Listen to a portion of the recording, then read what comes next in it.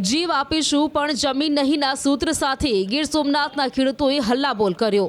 નવી રેલવે લાઇનનો વિરોધ દિવસે ને દિવસે વકરી રહ્યો છે। નવી રેલવે લાઇનના વિરોધમાં ખેડૂતો લડી લેવાના મૂડમાં છે।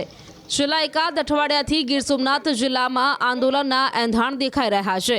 કારણ કે છેલ્લા એકાદ અઠવાડિયામાં ગીર સોમનાથ જિલ્લાના 30 જેટલા ગામોના ખેડૂતોએ 2 વખત બેઠક યોજી વિરોધ નોંધાવ્યો। વિશાળ સંખ્યામાં ખેડૂતો એકઠા થઈને ગીર સોમનાથ જિલ્લા કલેક્ટરને આવેદનપત્ર આપવા પહોંચ્યા હતા। જેનું કારણ છે સોમનાથથી કોડીનાર નવી રેલવે લાઇનનો પ્રોજેક્ટ। જી હા, આમ છેલ્લા ઘણા વર્ષોથી ગીર સોમનાથ જિલ્લાના સોમનાથથી સૂત્રાપાડા થઈ અને કોડીનાર સુધી નવી રેલવે લાઇનના નિર્માણને લઈને અનેકવાર સર્વે થયા અને અનેક વિરોધ પ્રદર્શનો પણ થયા। જો કે પાછલા કેટલાક વર્ષથી આ પ્રોજેક્ટ રદ થયો હોવાની પણ ચર્ચાઓ હતી, પરંતુ ફરી એકવાર ગૂગલ મેપ દ્વારા નવી રેલવે લાઇનનો પ્રોજેક્ટ ખેડૂતોના ધ્યાને આવતા ગીર સોમનાથ જિલ્લાના અનેક ગામોના ખેડૂતોમાં કકળાટ શરૂ થયો અને ફરી એકવાર ગીર સોમનાથ જિલ્લાના ખેડૂતોએ આંદોલન કર્યું। આ પ્રોજેક્ટના કારણે ગીર સોમનાથ જિલ્લાના કોડીનાર, સૂત્રાપાડા અને વેરાવળ તાલુકાના હજારો ખેડૂતો જમીન વિહોણા થવાનો ભય છે, તો અનેક ખેડૂતોની જમીન 2 ભાગમાં વહેંચાઈ જવાનો પણ ડર છે। ત્યારે ગીર સોમનાથ જિલ્લાના ખેડૂતો એક જ માંગ કરી રહ્યા છે કે આ પ્રોજેક્ટ રદ કરી અને જૂની રેલવે લાઇન તાલાળા કોડીનારને મીટર ગેજમાં કન્વર્ટ કરવામાં આવે અને જો આમ નહીં થાય તો આંદોલન કરવામાં આવશે। અને આમ પણ ખેડૂતોના મતે આ પ્રોજેક્ટ ખાનગી કંપનીના લાભ માટે થઈ રહ્યો હોવાનું પણ મનાઈ રહ્યું છે। જે વેરાવળ કોડીનાર સારા રેલવે લાઇન જાય છે એને માટે રજૂઆત કરવા માટે કલેક્ટર સાહેબને મળવા આવ્યા હતા અને એક આવેદનપત્ર આપવાનું હતું, પરંતુ કલેક્ટર સાહેબ ન હોવાને કારણે એસડીએમને આપી અને નીચે આવ્યા છે।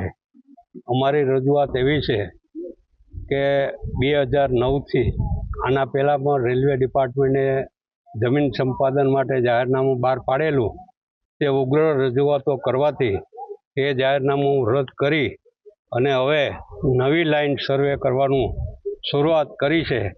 એના લીધે રવિવારે 2,500 ખેડૂતો ભેગા થઈ અને નક્કી કર્યું કે ભાઈ આ રેલવે લાઇનનું સર્વે ન થવું જોઈએ અને જે તાલાળા પ્રાચીવાળી લાઇન છે તેને બ્રોડગેજ કરી અને સારા રેલવે લાઇન જાય તો અમને વાંધો નથી। અહીં રેલવે લાઇન આવે તો 1,500-1,700 ખેડૂતો બેઘર થઈ જાય એમ છે ને મોટું નુકસાન થાય એમ છે।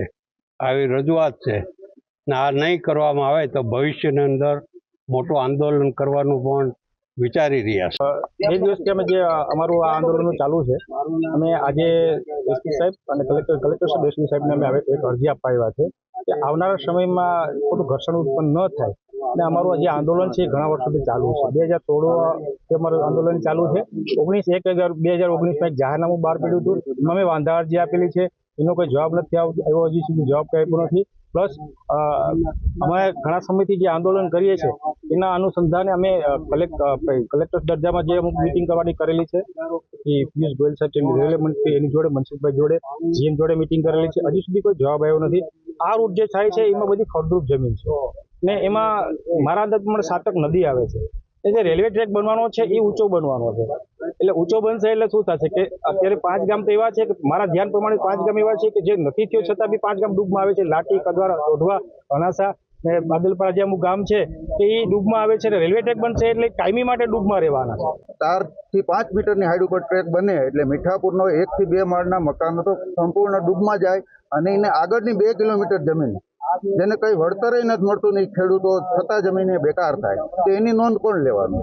આની સમસ્યા વારંવાર ગામ લેવલે અમે સ્થાનિક આગેવાનો એટલે ખેડૂતો અમારા સુધી આવે છે અને એ મૂંઝવણને ધ્યાનમાં રાખી અને અમે ખેડૂત અગ્રણી તરીકે એક ખેડૂત દીકરા તરીકે 2009થી આ લડત આપીએ છીએ અને સરકારશ્રીને અમારી એક ખેડૂત તરીકે અપીલ અને અરજી અને માનવતું વિનંતી છે કે ભાઈ આ પ્રશ્નને તમે અહીંથી બંધ રાખી અને વૈકલ્પિક વ્યવસ્થા જે તાલાળા થઈને કોડીનાર જે આપણી મીટર ગેજ લાઇન છે એને બ્રોડગેજ કરી અને એને ડેવલપ કરે